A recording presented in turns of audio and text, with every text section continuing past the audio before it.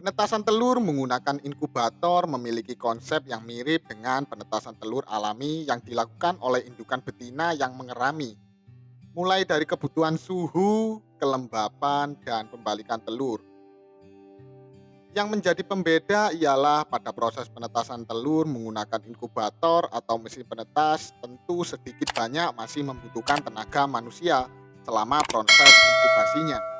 Kegagalan pada proses inkubasi kebanyakan karena faktor kurangnya pengetahuan dari si operator mesin penetas telur tersebut. Oleh karena itu, sebagai seorang breeder, kita harus banyak-banyak belajar mengenai pengetahuan apa saja yang dibutuhkan dalam proses penetasan telur menggunakan mesin penetas telur tersebut. Pada video kali ini, Aryo akan membahas apa-apa saja yang perlu diperhatikan selama proses inkubasi dilakukan. Pembahasan kali ini Aryo anggap telur yang diinkubasi sudah memenuhi minimal 4 syarat telur yang baik untuk ditetaskan.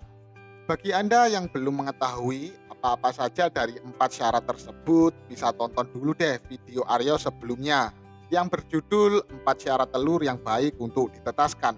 Link Aryo sediakan juga di deskripsi ya. Oke, langsung saja lanjut.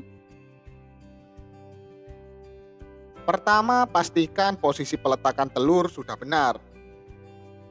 Pada penetasan telur menggunakan mesin penetas terdapat dua pilihan posisi yang bisa digunakan, yakni posisi berdiri dan posisi tiduran. Ada kelebihan maupun kekurangan dari masing-masing posisi ini. Contoh untuk posisi berdiri, kelebihannya tentu bisa lebih memaksimalkan kapasitas yang ada. Akan tetapi, kurangannya mengharuskan rat dalam kondisi yang penuh supaya tidak saling terguling. Kemudian untuk posisi tiduran tentu lebih aman, terlebih telur yang diinkubasi dalam jumlah yang sedikit. Akan tetapi kekurangannya tentu lebih memakan tempat. Kedua-duanya sama baik. Untuk posisi berdiri yang benar yakni ujung tumpul di atas dan lancip di bawah. Yang tidak diperbolehkan adalah posisi berdiri dengan ujung tumpul berada di bagian bawah dan lancip di bagian atas, atau posisi terbalik dari posisi yang benar. Hal ini bisa berakibat fatal, yakni kematian pada embrio. Kedua, pastikan suhu dan kelembapan sudah ideal. Suhu dan tingkat kelembapan adalah kunci dalam penetasan telur, terlebih menggunakan mesin penetas telur. Berbeda dengan pengeraman alami, yang mana kita tidak perlu repot-repot untuk selalu mengontrol suhu dan kelembapannya, dikarenakan indukan betina yang mengerami memiliki insting untuk menjaga kondisi suhu dan kelembapan badannya supaya selalu ideal. Anda diharuskan untuk sering melakukan kontrol secara berkala terhadap suhu dan kelembapan tersebut untuk memastikan proses penetasan telur berjalan dengan baik. Suhu ideal untuk penetasan telur unggas rata-rata berada pada rentan 37 sampai 39 derajat Celcius. Terkadang pada suhu 40 derajat Celcius, embrio telur masih bisa bertahan dan berkembang. Kemudian tingkat kelembapan ideal ruang penetasan untuk setiap jenis telurnya berbeda-beda. Contoh untuk penggunaan telur jenis ayam membutuhkan kelembapan 50-60%.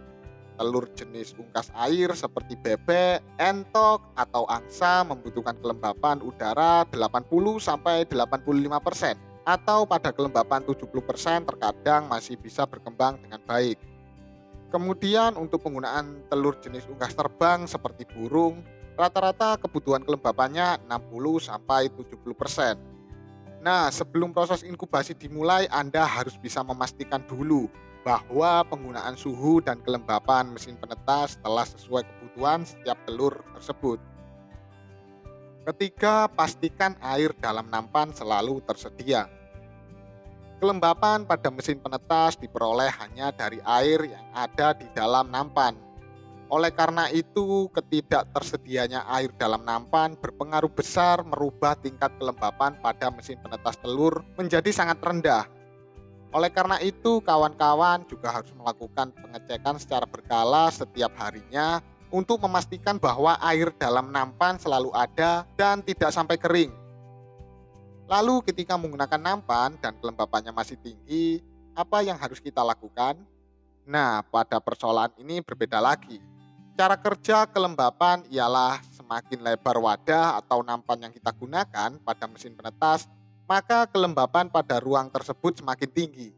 Sebaliknya, semakin sempit atau kecil nampan yang digunakan pada mesin penetas, kelembapan pada ruang tersebut semakin rendah.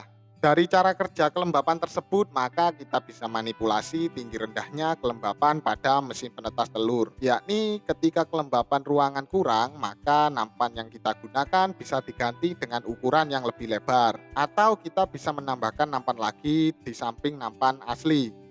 Ketika kelembapan mesin penetas kita terlalu tinggi, maka nampan yang kita gunakan bisa diganti dengan nampan yang berukuran lebih kecil, supaya kelembapan bisa turun.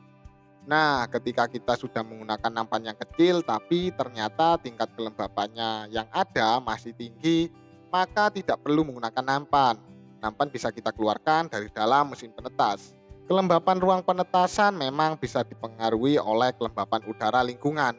Masalahnya, setiap wilayah atau lingkungan memiliki tingkat kelembapan yang berbeda-beda, yang tentunya bisa mempengaruhi kelembapan mesin penetas telur. Oleh karena itu, Anda sebagai seorang operator atau breeder harus pandai dalam melakukan kalibrasi. Keempat, lakukan candling atau peneropongan telur dengan teliti.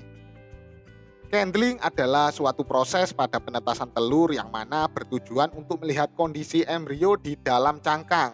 Apakah dalam keadaan hidup, mati, atau malah tidak ada embrionya.